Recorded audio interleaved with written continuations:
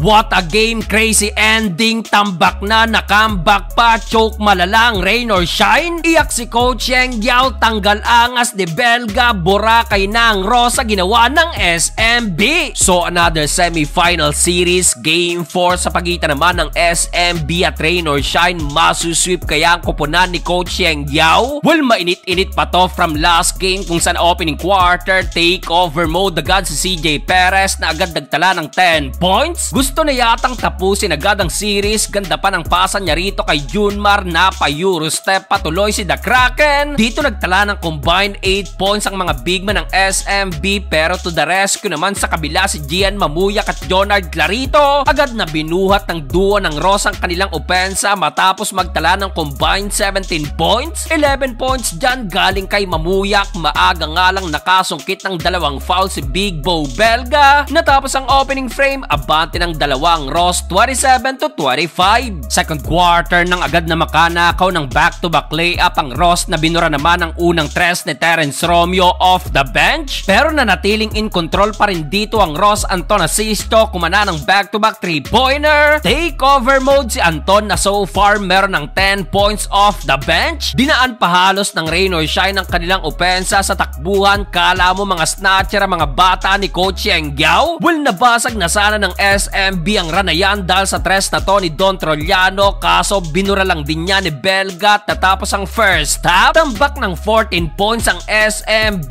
55-41. Bad trip si CJ Perez. Start of the third quarter, tulad ng inaasahan, heto't kumayod na nga sa ilalim ang mga bigman ng SMB, Junmar Fajardo at Rodney Brondial. Tumulong na rin off the bench si Jeron Teng na agad kumana ng top of the key 3-pointer. Kaso dito naman nag-init ang super rookie ng Ross na si Adrian Nocum na nagtala ng 12 points with 3 3-point shot. Halos silang dalawa ni Mamuyak na may 24 points nang pumapatay sa SMB. Nagkatapat na rin dito si TR7 at Nocum. Bagsak na naman ang inabot ng rookie kay Romeo sa play na to. Well, pumalo na sana ang lamang ng rain or shine sa 19 points, kaso down the stretch napa-takeover naman si Junmar Fajardo. Dahil dyan na ibaba ng Beerman ang lamang ng Ross sa 12 points, 87-75, end of third period. Fourth and final quarter, heto't nagtuloy-tuloy pangra ng Beerman. Jericho Cruz spin move and a layup under 8-minute mark. No-look now at baba na sa single digit ang lamang ng Ross. Nakasimangot na rin si Coach Yeng Yao, napa-takeover pa si Don Trollano na kumana ng 7 straight points. Well, dahil sa ranayan, bumaba pa hanggang sa 2